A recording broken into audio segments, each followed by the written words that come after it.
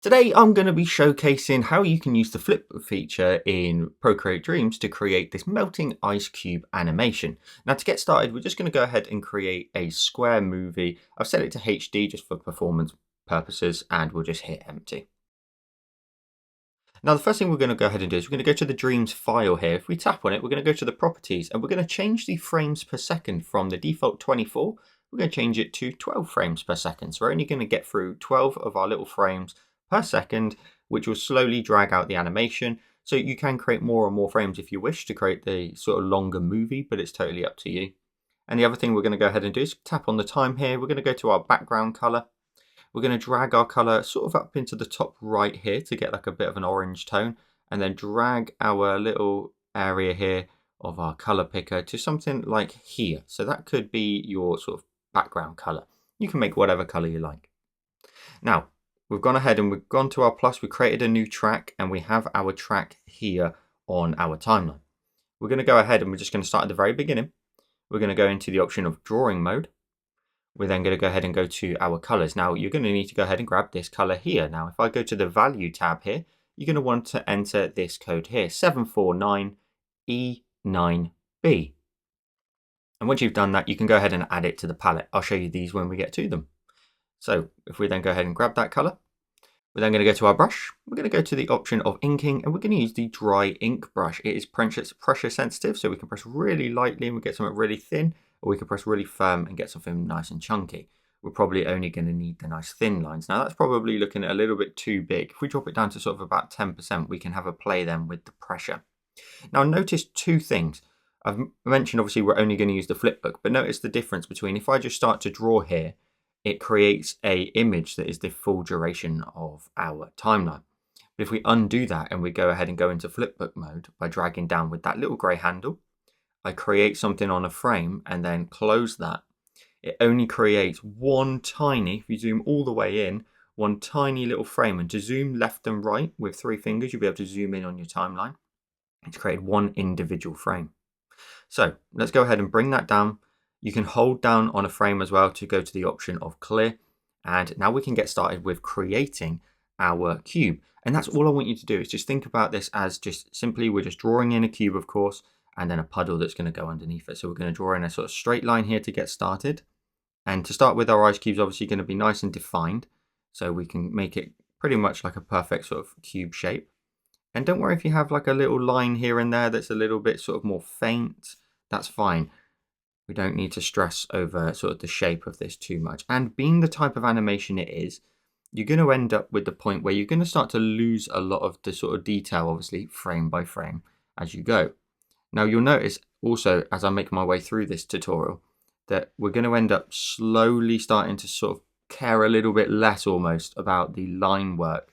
To start with here, when we get our initial cube into position, which perspective wise is okay, we can leave it like that. I'm just going to adjust that last line.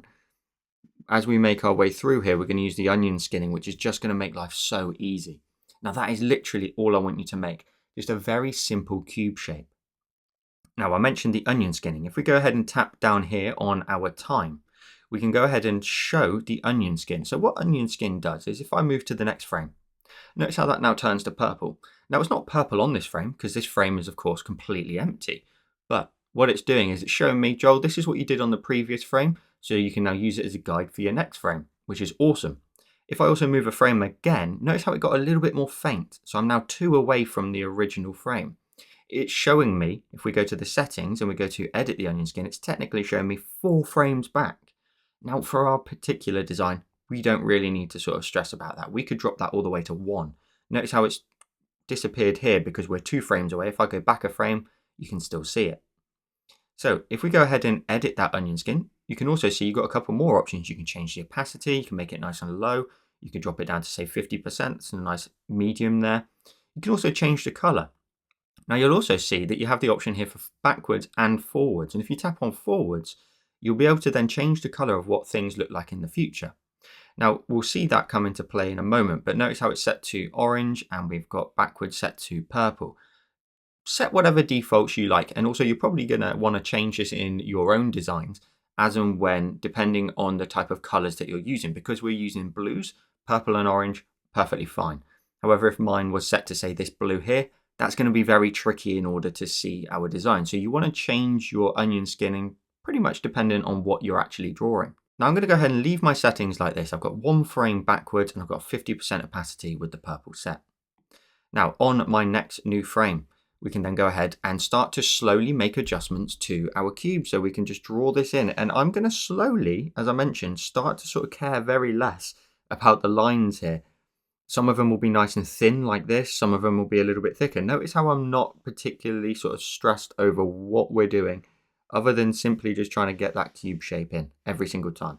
And we're just going to slowly but surely make it a little bit smaller. So I'm now drawing just slightly underneath that line. The orange, the purple line is the previous frame. Notice how I'm literally touching it and on the underside of it in most cases. A cube doesn't melt completely evenly in each sort of area, does it? So I'm bringing it all in ever so slightly smaller frame by frame. And we'll move to the next one. And again, you're just going to want to just continue to draw in all your lines every single time and just think about making them a little bit smaller on each occasion. Now we can also do some really fun stuff. You could maybe say, make one particular edge of the ice cube melt in a particularly different way. Maybe one corner, for whatever reason, just simply starts to melt in a quicker fashion. Maybe the light source or there's some heat source is just sort of beaming down onto it and therefore melting it in a quicker fashion. Now, again, you can always go backwards in your frames if you want to just make an adaptation to it. And notice when I zoom in as well, on a previous frame, I can see the future frame in yellow and I can see the previous frame in purple. So you can always go back, you can always make adjustments. At one point, I'll probably come back to our initial frame here at the beginning and just tidy it up to sort of match the aesthetic of these ones. Now, we're also going to try and make sure that some lines, as I mentioned, are a little bit more faint than others. So all we're doing is just continuously bringing that cube in. And I want to somewhat start to think about bringing those top lines down a little bit quicker. Can we go ahead and make them a little bit different?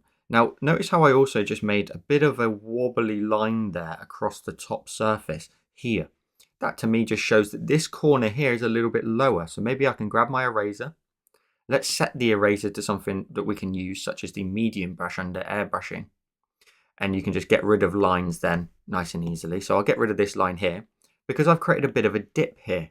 And that is then going to need to be reflected here as well. So I'm just going to go ahead and draw that in where this corner now looks like it's starting to melt a little bit quicker than the rest, as we were talking about a second ago.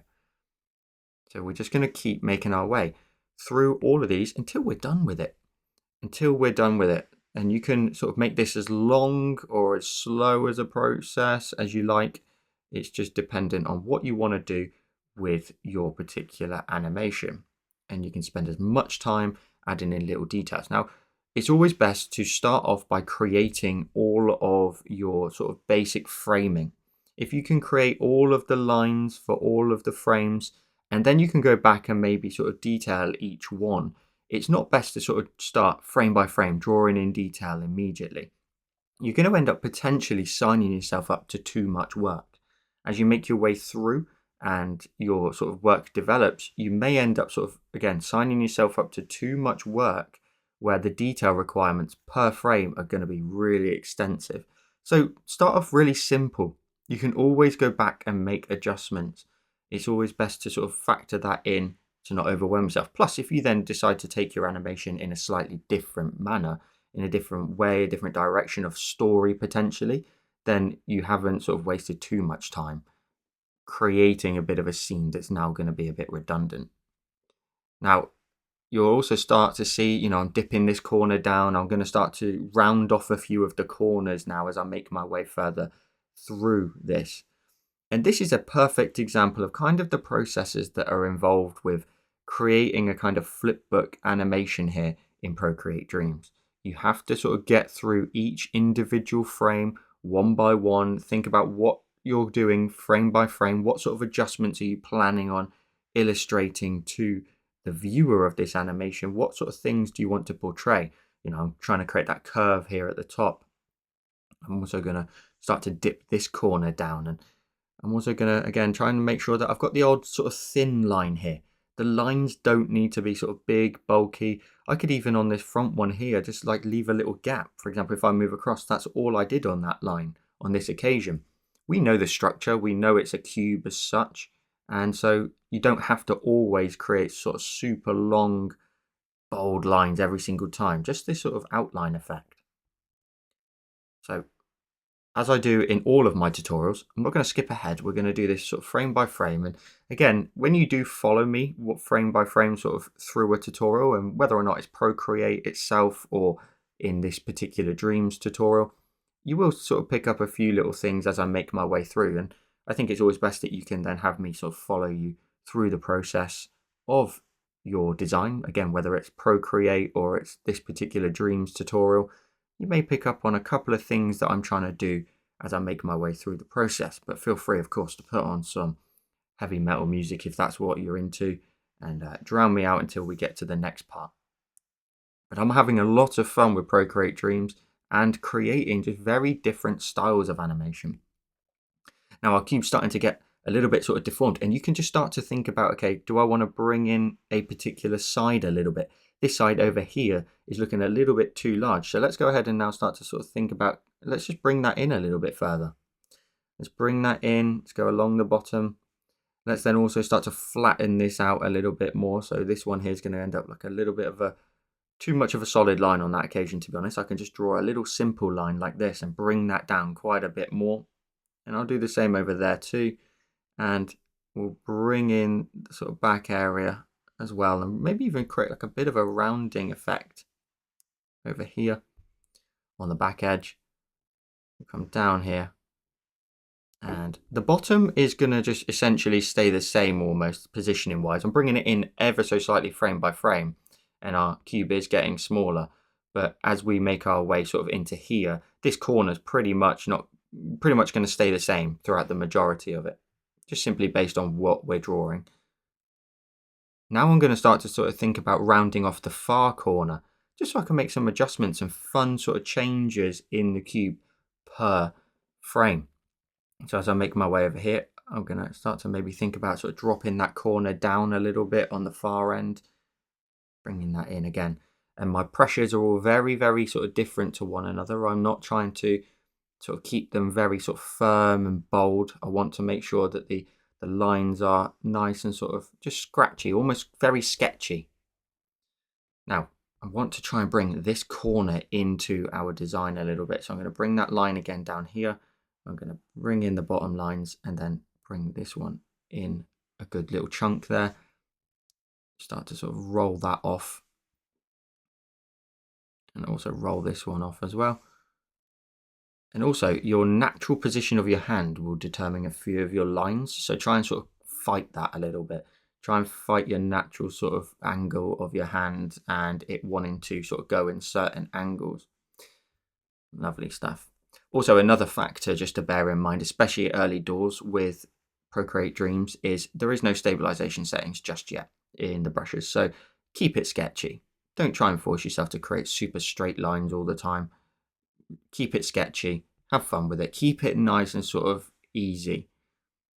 Have fun with it, that's the most important thing. Have some fun with our new tool from Procreate that we can just create very different styles of animation. We've got performance mode, we've got flipbook mode, and we've got sort of timeline changes you can make per animation that you make. Now, all of those will be somewhat covered in a host of my different tutorials. So if you're interested in creating different types of content, there is a playlist on my channel for Procreate Dreams where we can create some different types of animation. And I'm hoping to cover pretty much absolutely everything that the app has on offer, just tutorial by tutorial. So as you make your way through them and you follow along with them as they're released, you'll potentially see a particular tool that we've not used yet. And I feel like that's always the best way to learn. If you're following a tutorial, you can go ahead and sort of put them into action straight away. You can see and also then sort of tinker. If I say, oh, if we do this and this, you can then maybe think, okay, let me actually mess around with those sliders. Let me see what I can create. And how can I then change those and tweak those to create something a little bit different that maybe matches up to a project that you've got in mind. So we are just continuing to make our way frame by frame through this animation. Now, even though we're drawing kind of the same thing over and over again, you may start to think, oh, we must be at a 2-minute mark by now. When in actual fact, these frames do not last very long at all. Again, we're at 12 frames per second. So every frame that we draw, every 12 of them, we are only drawing in a second's worth of content. So it's a massive credit, of course, as well to the people that create, these really fantastic animations in, any of your classic Disney films, etc. The amount of content that needed to be drawn frame by frame is amazing. And in my practices for this, I was literally thinking exactly the same as you probably are now, that Christ, we must be making our way through this by now. We must nearly be at the end point. And of course, our ice cube still exists, so absolutely not at this point. But I ended up having a huge respect for the individuals at these studios, even more so than normal. Just a pure graft that it takes to get through something like this. And we're going to make our way through. Now, I'm happy that some of those lines just occasionally get like a little bit sort of messy. That is perfectly fine by me. I don't mind that. Again, it's only going to show for an absolute fraction of a second. We don't need to worry. And I'm definitely trying to now sort of round off the lines. You may at this point, we're currently at a sort of a 10%. You may want to reduce your brush size down to sort of 6 and press like a little bit firmer and maybe just sort of control the lines a little bit. It's not something I would normally recommend. You kind of want your line work to be really consistent in terms of its weight. And so I'm going to erase this line. So you wouldn't typically change your size of your brush, because otherwise now it's going to look a little bit odd. But I'm pressing a little bit firmer and I should be in full control. Now that top corner there is looking very, very high. So I'm going to bring that down quite a considerable amount on that last frame because it's looking a little bit pointy. And now I'm going to, again, start to factor in, can I start to make this even smaller?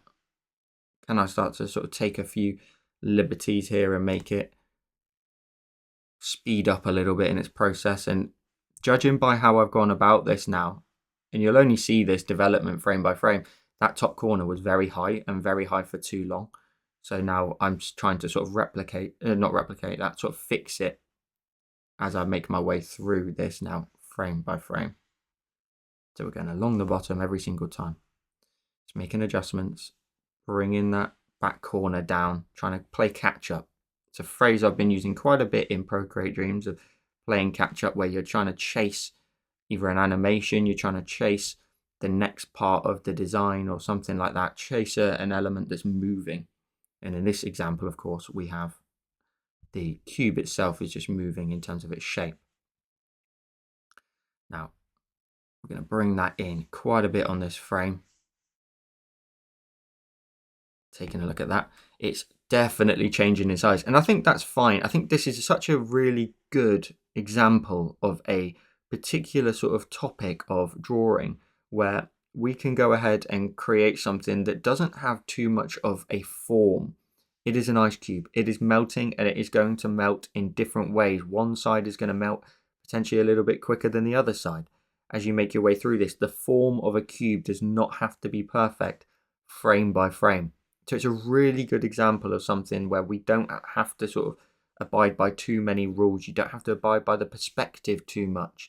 You don't have to be too concerned over those typical kind of factors that has it sort of followed. Does it look right? Does it sort of fit the area that it's trying to occupy? Now at this point we're getting really, really, really small, and as of course you can tell, we're getting towards the end of this particular part of the tutorial. So we're going to keep going until the cube starts to just shrink and shrink and shrink into nothing. Now your brush at this point is going to start to feel a little bit big again. Feel free to change it if you want. What we're going to end up doing towards the end, and pretty much what I'm doing now, look at that last frame. There's barely any lines in some of those areas. So we'll reduce it down again. We'll bring it down to about sort of 2%. We just want to kind of give very quick sort of dashes here, just to sort of block in a very sort of basic shape. And here the cube is going to take a bit of a drastic change. but we're just trying to create very sort of scratchy, very small lines just to sort of give the very basic sort of impression that the cube has sort of really changed shape. That one there got really tucked in on that corner. And you can tell, obviously, every time I make those kind of drastic changes, it's fine. It's totally fine. Again, with an ice cube, we have a really good topic, which we can just mess around with, have fun with, most importantly. So look how small this is getting. This is getting tiny. We are right in the pixels now, and I'm very lightly just trying to create the most basic shape. That's just 3 lines, essentially, with a couple over the top. Again, this is going to also show for a fraction of a second. We are not too stressed over it. Look at that last frame. Teeny tiny. And then on this one, I think this will be the final one, because I can't get any more pixels in there. And that'll be our last frame. If I move across for you, that's the last one. So hopefully you're at the same stage as me. And what you can do is we can just simply hit the cross here to go back out. And then look at how many frames we've made. We've made almost a perfect, in my case anyway, a 3-second animation.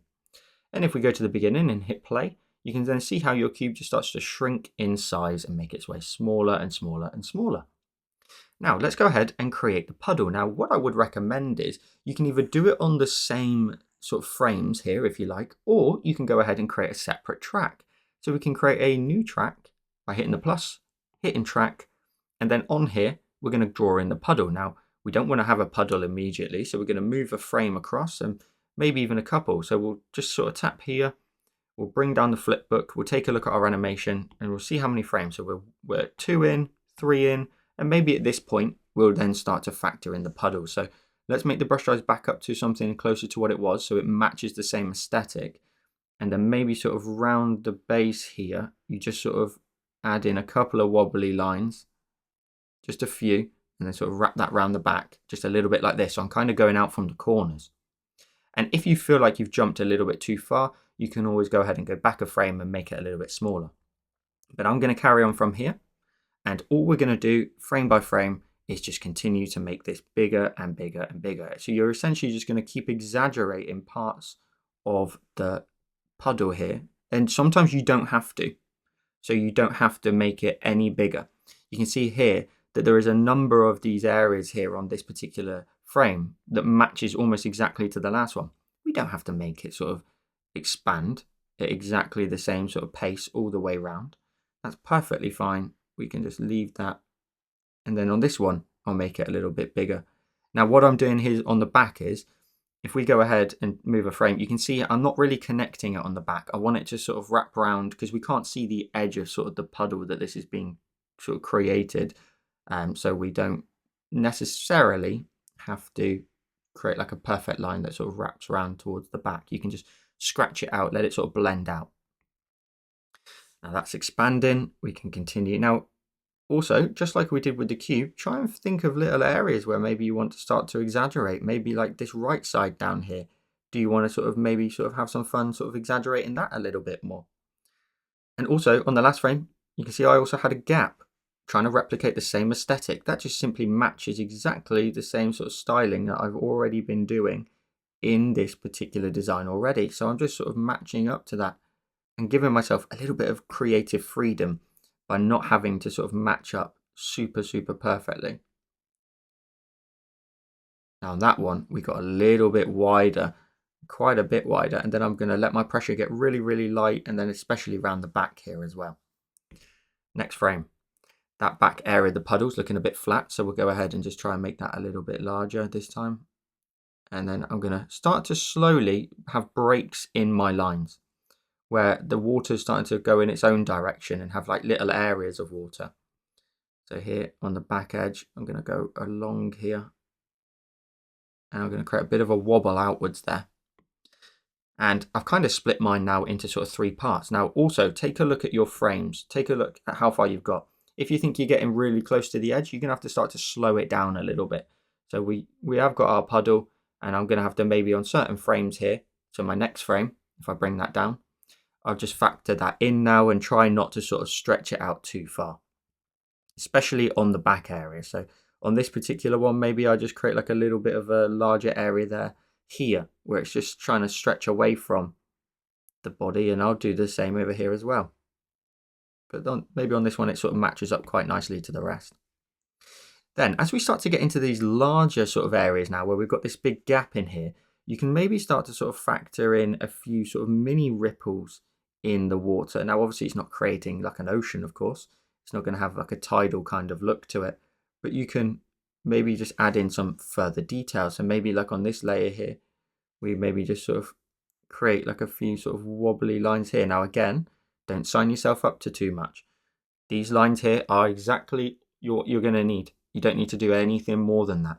And then as you sort of make your way frame by frame a little bit bigger, we'll factor those in every single time. Can we go ahead and sort of make any one of them a little bit more defined?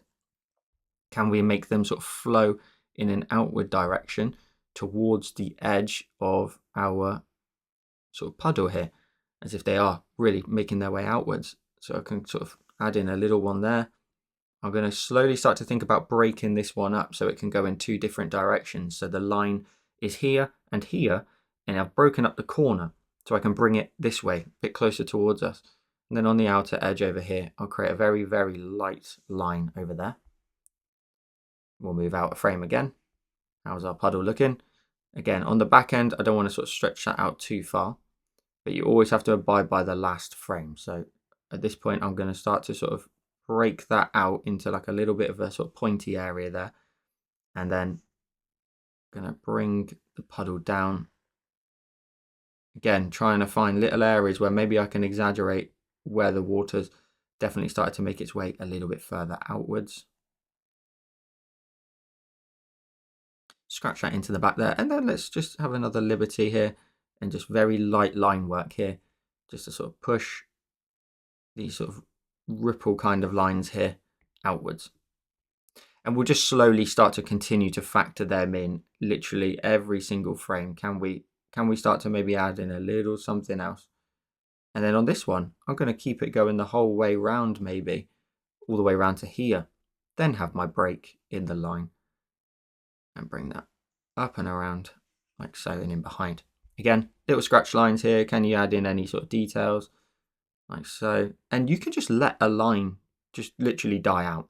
Here, for example, at the front, we've got sort of, it's quite facing us, isn't it? Whereas maybe on this one on the edge there, maybe we just let that one die out now and it stops then on the next frame. It's completely gone. Let's continue outwards. Again, take a look at your canvas as well. Because we've got the puddle, we don't want to sort of go towards the edges of the screen too much. So we'll just keep zooming out, taking a look at what we've got. And then you can start to maybe also factor in like mini tiny little bumps there, like that one. I'm going to leave a gap just because aesthetic wise, it's going to, again, match up to the rest of it. And we'll let that run in the back. We'll let this line continue on for a little bit longer. But I'm also now going to sort of factor in sort of another couple of little ripple lines right around the sort of base of our puddle. And keep going. Now you'll notice at the very top edge here at the sort of back area, I'm not really making any progress upwards. We don't want to sort of go too high because this is obviously on a flat surface of sort. We don't want to keep making our way further up. Based on perspective, it's not going to sort of drag up into the sky up here. If you go too high with that at the back, you're going to end up making it look like it's floating. So we're just trying to keep that kind of level there at the back. And the only thing I didn't do in that last frame is add in my sort of detail lines. And just continue those on frame by frame. So I hope you're having fun with a frame by frame sort of animation like this. I think they're particularly fun. I think the final result is always very cool. Now we are obviously in sort of the illustration part of this process. We do have the process in a moment of adding in color, again, frame by frame. And it's kind of a process that you want to sort of factor in when you do a kind of flipbook style animation like this, is having a sort of initial shape and then building out from there, creating a sort of full colorful effect. So you create your frame, you create your sort of line work, and then kind of like you would do in Procreate as well, you'd maybe use like the reference tool, for example, in Procreate, where you'd then sort of use those lines to color in your subject or whatever it is you're drawing and create your fun little animation, but without sort of destroying the line work. You keep that all on the same sort of layer. Now zooming out, how far have we got to go? We're roughly around about halfway, and my puddle's starting to get towards its latter sort of sizes. So I don't want to sort of exaggerate that too much at this point. So we're going to get really, really sort of fine details now as we make our way towards the edge. Because of course the cube's getting smaller, the volume of water is smaller, and therefore we don't have much more else to add to the puddle. So again, we're going to go back into our frame and keep going. So let's zoom in. Now, as I've been asking a lot of people, when you do my Procreate Dreams tutorial, let me know in the comments down below what you thought of this particular tool. And also if you want more Procreate Dream content, I'm more than happy to keep making them. I'm really having a lot of fun with it, but I need your feedback to let me know in the comments if you want more. If you've commented before on a previous tutorial, please don't stop. If you let me know continuously that you want more of it, I'll make sure to keep making it. Now, if I go back a few frames, I've noticed that I've sort of stopped doing my little line work here a bit abruptly. So I'm just going to keep them going a little bit more. But yeah, if you can give me loads and loads of feedback on this content, it's additional work on my workload, but I'm happy to do it because again, I'm having so much fun. Procreate Dreams is great. There's a lot that it can grow into. You know, it needs a lot of features still that Procreate itself has. Stabilization for one is key, live shapes, etc. But I'm sure it will come in time, and if we give the developers some time, and also they probably sort of sat around waiting to see, you know, is this project going to be big? Is this going to be something that gets a lot of users? Is this something that's going to be very popular? And then from there they can further invest. Essentially, of course, everybody purchasing the app now has sort of given them much more sort of budget for their developers, so they can really now sort of see the investment they've made up until now and then further invest in bringing all those things that we love from Procreate into Procreate Dreams. Now, I was talking to someone about this recently, about whether or not they will ever bring all of the features across from Procreate. And in my mind, I kind of start to think that they maybe won't do that. You know, Procreate itself is such a hugely powerful tool in terms of everything you can do in there, that it will be the place that you maybe start to create all your illustrations, and then Dreams becomes simply just a companion app. And that's definitely my impressions in the early stages, that this is very much a companion app at the moment.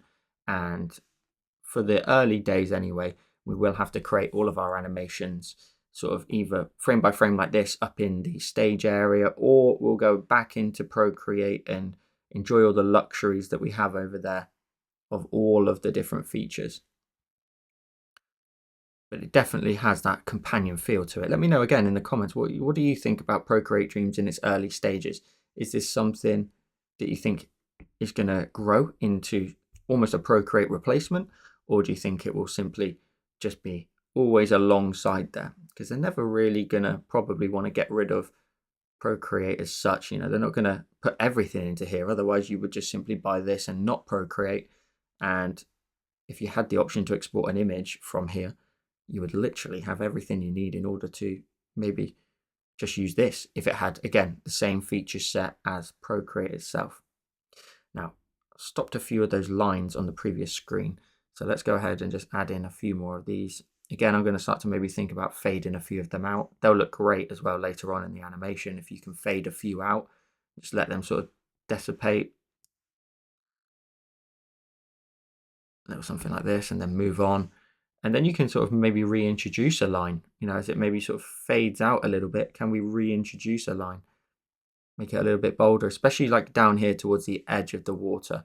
I want to add in a couple more, especially down here, you know, like in a minute. I'm going to start to sort of think about sort of rounding off the sort of edges here of our water. Maybe I can create a couple over here, just sort of showing the curvature of the water. And maybe we even go back a few frames and we start to factor that in too. The best thing, again, as I mentioned, keep it simple to start with. And then as we make our way through frame by frame, you can then slowly start to think about, okay, could I actually add this in? Could I add this in? What about if we add a further detail element such as here and here and here? So really, just like Procreate, don't sign yourself up to too much early doors. You can just build up to that process. You'll see that with a lot of really professional artists. You know, they will block in shapes. They will simply block them in to start with. And Angry Miko, for example, is a fantastic example of this. He will block in color and then go from there and just build out the shapes, form those shapes early, and then detail them towards the latter stages. Just trying to continue on with our little frame by frame. So it's a little bit of a longer process, of course, with this particular one. Hope you're enjoying it. Hope you're having fun.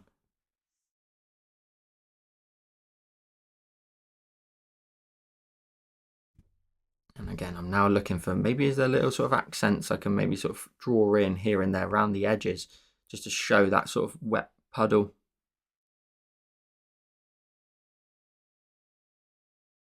Slowly making it a little bit larger. I want to leave little gaps here and there where my pressure gets really light.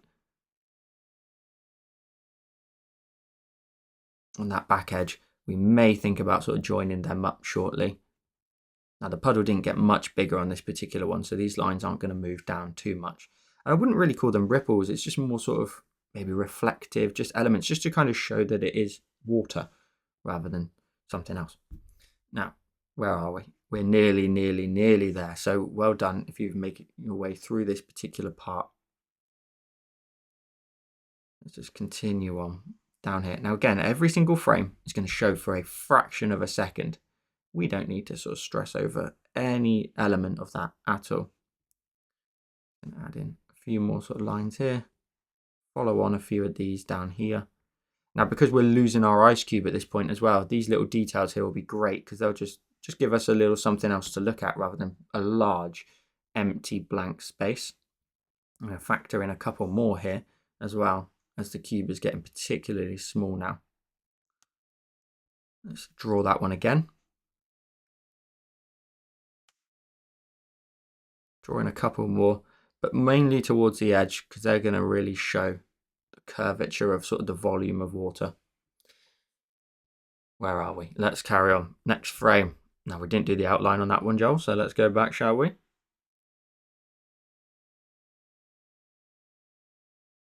And I'm slowly starting to maybe sort of think about rounding off my shape a little bit more. So it maybe turns into a bit of a circle towards its latter stages. So I'm smoothing out a few of the sort of shapes that I made. Like with these edges here and stuff. They're slowly starting to just make their way into a form of a little bit more of a circle. You don't have to do that, of course. The puddle could be any shape you want it to be. It doesn't need to be necessarily a circle by the end or like a pancake kind of shape. And how many frames have we got left? Let's zoom out and take a look. I think we've got one, we've got a few. We've got a few, and it's not going to change too much anyway towards these latter stages. So let's continue on with our flipbook and just continue on exactly the same processes as before. Again, I don't skip ahead in any of my tutorials. Unfortunately, you have to listen to me sort of fill the dead air, but hopefully it's a nice voice that you can just keep going with and have someone to listen to in the background while you just make your way through this. Let's keep going. And I do that on purpose. I do that because I don't want people to sort of have to play catch up with me, and also maybe even see some mistakes. Again, I mentioned it earlier that you may end up seeing some things here and there that I do that you want to then sort of factor in, or maybe things I only do as I make my way along, such as these little lines on the edges over here that we start to factor in a little bit towards the latter stages. You know, if you sort of skip ahead of that, if I was to sort of 2x this and really zoom through it, you won't see all those things and pick up on the things that I'm doing as I go. I'm going to let my pressure get really low there. We know where the edge of the puddle is at this point, so I can just sort of let that sort of fade out in certain areas. A couple of lines here and there, just around the edge. Bringing this one down in the middle, just to give me some sort of content in the middle. And we're very nearly there. How many have we got? Two more frames. Excellent. So you're constantly looking at your last frame, seeing what you can do, seeing if there's any room for any further movement. Again, very simple concept for today. A couple of little lines here. And this is our last one. Now, we're doing all the line work to start with, and by the end, you're going to end up with a colorful cube. Now, what that means is, again, you're going to have a coloring stage to this. So you keep all your lines, and then you have to go back through and color it. And that is very normal sort of process for this type of animation. So we are now done. Let's hit play at the beginning quickly and just take a look at how our cube melts away. And you can see all those little ripple lines as well. They just give us some cool sort of water effect here, and your cube just shrinks down. So let's then, again, as I mentioned, move into the coloring stage. So we're going to go ahead and we're going to create a new track. We're going to hold down on that track though, and we're going to drag it down to the bottom. We want it to sit underneath our line work. And again, we're going to go frame by frame through this and color it in. Now on this track, we're going to go ahead and bring this down here into Flipbook mode. We're going to go to our colors, and you're going to want to grab this color here. It is the color code here, 62AFDB. And once you grab that, put it in your palette here. And then there's another color which we're going to use is this color here, is CCE0EC. And again, add that color. Now we're going to move to the darker blue out of the two that I've just grabbed for you. We're going to go ahead and go to our brush, and we're going to grab airbrushing and the medium brush. We're going to go ahead and set this to a size that's pretty quick and easy to color in our cube with. So I'm looking around about sort of 3 to 4%. And we're also going to bring the opacity down to 40%, because frame by frame, what we're going to do is we're going to start over here, and we're going to press with a pretty consistent sort of pressure. We're going to fill in the majority of the cube with this blue. You can see also I'm not too stressed about it sort of running astray slightly. If it does and it's too much, just grab your eraser with that medium brush again and just sort of chop away and tidy up any edges if you feel you want to. But I quite like the looseness of this. Now if we go back to our brush, it's set to 40%, meaning we can press a little bit firmer this time over here, and maybe a little bit along here as well, leaving that top edge. So we're darkening up down here, creating like a little bit of a curve, and also a little bit of a curve here up against that sort of middle line. And then you may be able to pressure a little bit firmer again here to then darken that side up a bit more. So we have a dark side, a medium side, and a light side. And we'll repeat that all the way through. Now at this point, you may need to go ahead and turn off your onion skinning. This is a perfect example of when you would turn it off, because all that purple there is a bit too much frame by frame to be seeing. So we're going to go ahead and just color in the entirety of the cube. Don't worry if you sort of let go with your pressure a little bit like I've done and I've got this extra blocky line. I'm not stressed. It's just another little maybe minor detail. So 3 layers on that back area, and then 2 on this right side here, and move on. So we cover the entirety of the cube with the color. Notice again how I'm going as close to the edges as I can. But if I leave a little bit of a gap, that's fine. That one did run astray a little bit. We'll go back to our brush. We'll darken up this side again. So creating that kind of curve shape, and then a third in this corner as well. And then a second on this edge over here. And we're just going to make our way through this. Now you will speed through this eventually. You pick up that process quite quick and easily. And we will just repeat all the way through. So 2, and then a third one over here with maybe a little bit of tidy up here on this one. So if it starts to sort of get to the point where you are constantly sort of running out of your cube, you may need to go ahead and get in there and adjust the size of your brush. So 2, and then a third one over here as well. Let's move into the next frame. So we're coloring in, trying to keep it as quick and easy as possible. And again, darkening up that bottom left edge over here, and a second over here too. And they'll all pretty much match up. You're kind of setting rules frame by frame that you leave the top edge. We darken up this left side here with 2, and we darken up the right side with just a second layer only. So if we follow those rules every single time through each and in every single frame, that's fine. It will match up. You won't get any sort of weird quirkiness frame by frame why things are jumping quite so much. And again, very simple concept with the cube. It's going to allow us to very easily make adjustments and keep it simple. And learn how to use Procreate Dreams in a very easy fashion with an easy subject. Build into your larger ideas and creations. But this, again, is just a very good, simple use case for the Flipbook. We want to learn how to use the Flipbook frame by frame and just really build up that muscle memory and understanding the features frame by frame, such as onion skinning and how that works and what you would do frame by frame.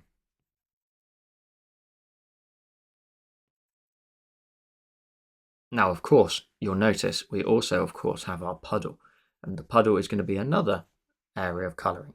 So for the minute, we're going to go ahead and just colour all this in, getting the basics of the cube in first.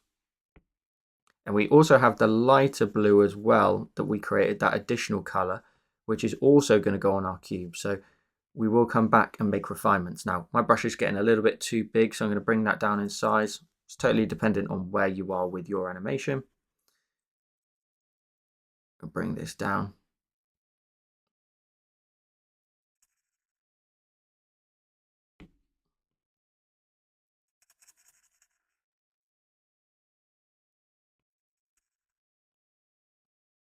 Awesome. It's quite fun as well to just see it all sort of come to life when you build up each individual element, such as line work, maybe some details, and then colouring. So again, keep the rules simple. We know what the simple rules are of this particular cube to pull off this effect and the colouring of it. We know exactly what it's going to look like frame by frame because the rules are exactly the same. I'm not deciding sort of midway through, oh, hang on, can I go ahead and, what if I add a little bit of extra colour here? There's no need. The rules are the same. The expectations per frame are also going to be the same. Now I need to reduce my brush size down even further. Cube's getting very, very small, starting to lose a little bit of its sort of shape. So we don't have a lot to colour in here. You'll also see then a couple of factors in a moment as well, what we will do when we get closer towards the water stage of like little areas where we're not going to colour in the entirety of the puddle. We are going to simply just do like the edges of it, for example. So we won't need to fill in all of that in, again, a way where we set the rules and then we just simply follow them frame by frame. Now at this point we're getting very, very small. We just simply have a little block of blue. I will try my best to sort of detail it, just so if it's slightly visible. But look how tiny we are in here now. We should not really now need to add in too much. And at this point we're just going to colour it in and try and just darken up that other side. At this point, most definitely we are done. So let's go ahead and hit the cross here, go all the way to the beginning, hit play, and just see how your ice cube now starts to melt. We've got some awesome colour in there. Now, at this point, we're going to go ahead and create another new track. We're going to go ahead and add some colour to the ground, so the actual puddle at the bottom. And to do that, we're going to go ahead and we're going to grab our colours. We're going to grab that next colour that I created for you. So CCE0EC. And we're going to grab that colour. And on this track, frame by frame, we're going to just colour in the puddle. And the puddle is going to be quite a similar sort of process. We're going to make our way across, and when does it start to appear? It's about here. So with a small brush size to start with, about sort of 2%, we're going to just simply add in some colour on the edge only. So edge only, let that get a little bit bigger. Maybe your brush size can also now start to get a little bit bigger too. And I'm going to bring the opacity up to 100% because the opacity of the brush now can get a little bit heavier because it's a lighter colour. And we don't have different sort of sides of a cube to factor in. So I'm just slowly making my brush bigger and bigger per frame until I've got a really comfortable size. And now what I'm doing is I'm just going along the edge. I'm just going along the edge like so. Now, when you start to sort of get to a point now where we can quite clearly see the edge, you may need to sort of blend it a little bit. So with a light amount of pressure, just very lightly, just scribble over the top of it and blend it in. We're creating a very simple cartoon animation. Nothing too stressful. So again, we're going to go on the inside of the puddle all the way around and then blend it. Again, feel free to tidy up any edges if needs be, if you've sort of run astray slightly. I'm not too stressed about it. You get that kind of cool, very loose cartoon look to it. And again, blend this in. And as we start to make our way a little bit sort of more towards the edges and the puddle is going to get even larger, we're going to maybe just give a few more sort of additional areas of colour where maybe in a moment we'll start to sort of very lightly sort of add some colour in these areas.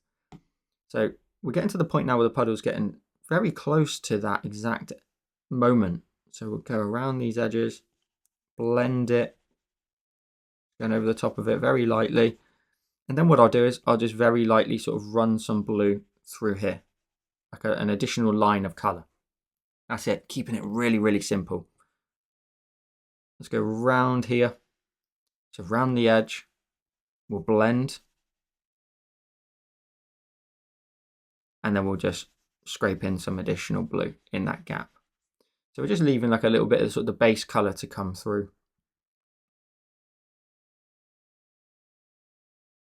I think I jumped a corner, I did. And then again, we'll blend.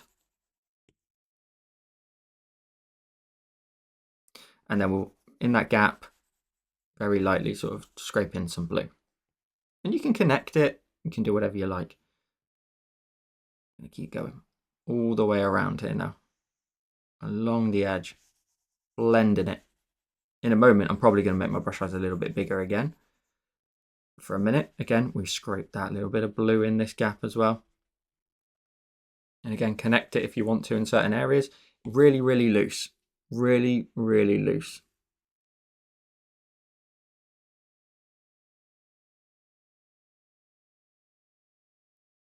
So hopefully my camera's not shaking too much at this point. You can just simply keep going.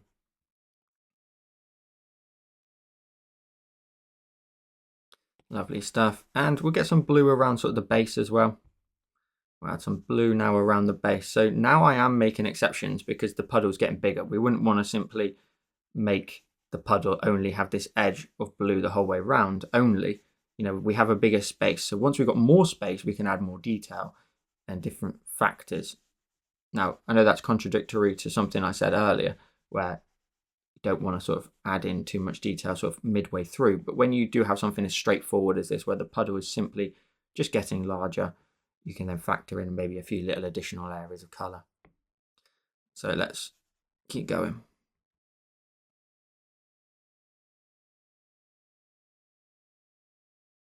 And then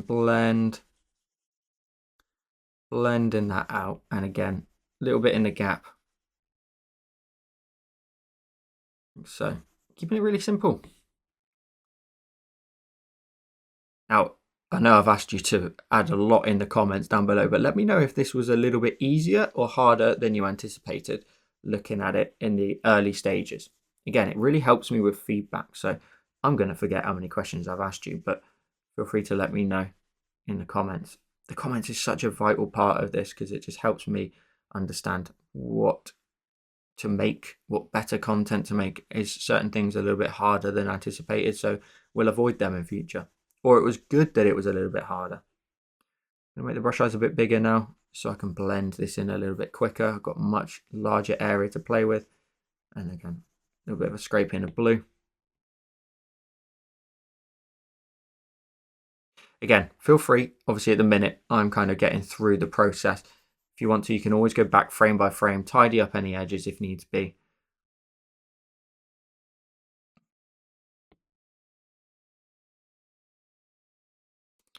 Going along these edges.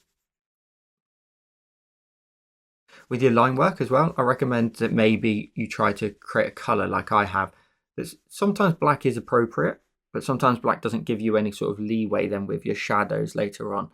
So sometimes maybe try and factor in a little bit of a color based on the color of your object. In this one, we've got a bit of a greeny teal color. And it's just slightly, you know, colorful in comparison to maybe using just black. It's another factor to a possible animation. But again, it's every use case will be different. Absolutely every single one of them. But as you can see, we're just following the rules now, making this puddle bigger and bigger and bigger.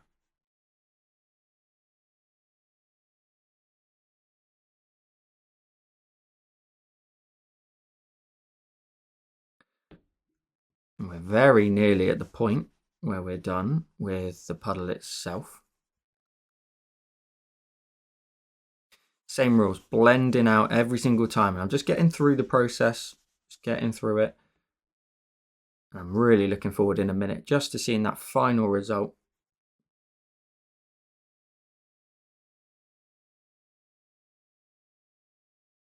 got a much larger area now, so I can be quite easy with the color. I could even make my brush size a bit bigger. I can really chuck it in.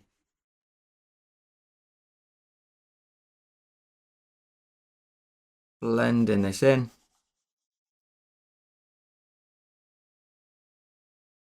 Next frame. We must be very, very close now. Look at that cube. It's tiny now.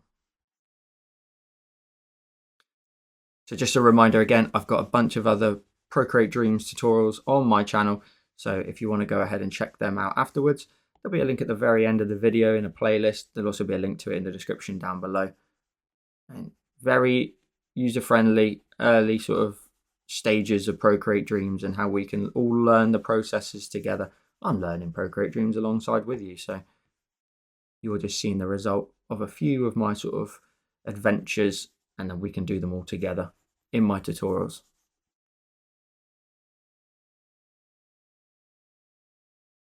But the feedback's been absolutely fantastic on all of my Procreate Dreams tutorials so far, so the feedback goes such a long way that we are flying through them and releasing them at a very good rate of knots. And if you're watching from the future, you've got all of them to now crack on with. We must be at thousands by now, I'm sure.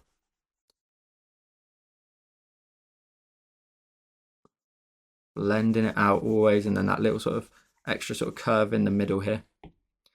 And that cube is teasing me now at this point. We are so close to stop him. I'm just going to keep going along here.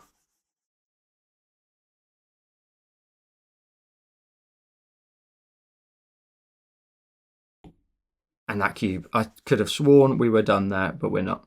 We have got, this has got to be the last one. Got to be, surely.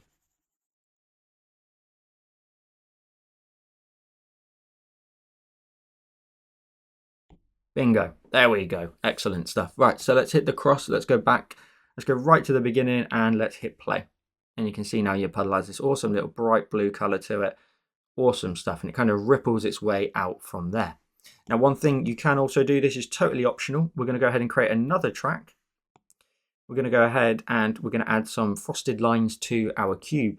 And this is really simple. We're going to go ahead and just make our brush size. What size is that? About sort of 2% to start with. And again, we want to be in Flipbook mode, so we're going to come down. And you can just go down the edges of your cube here, really light with your pressure. You don't have to do every single line, but you can just add in like a bit of a sort of crystal sort of frosting effect on all of those line edges here. So just going really lightly across all of them, adding in some additional sort of color. Hopefully it makes it look a little bit colder and also just adds in another element of design to it. Again, now we're just building up all those elements. Now what you could have done is, rather than create a separate track, which I've done, you could have easily just added them onto the original color layer for the cube. But I've gone ahead and put it on a separate track just through flexibility purposes. Testing, testing.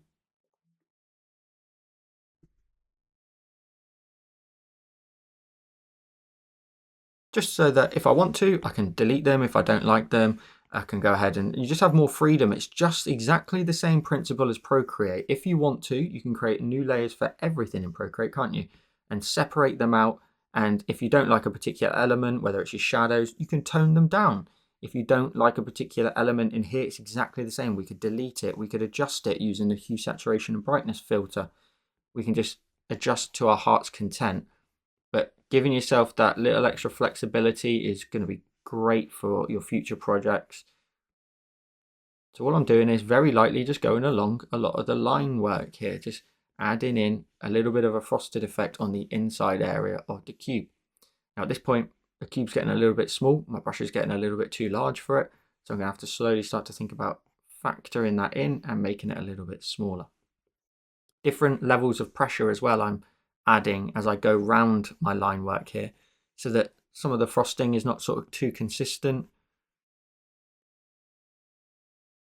So again, you've got lots of freedom with this, and if you're doing the same with this particular part of the tutorial, you'll notice that if one line is a little bit brighter than the other, it's all right, leave it. Joel said you can.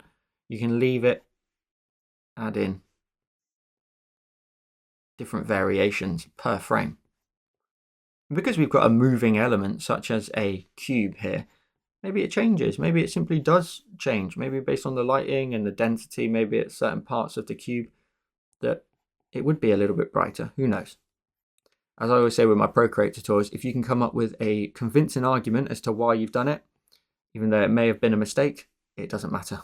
That's the only thing that matters, is if you can come up with a convincing argument, then you're good to go. Let's move to the next one. Little details, just additional sort of icy look to it, hopefully, and hopefully you agree. And you can see how quick and easy I'm just getting my way through it, not stressing. And at this point, I'm also now starting to factor in, can I get to certain edges? If I can't, I'm not going to force it. I'm going to reduce the brush size down, of course, because we're getting a little bit smaller on this part.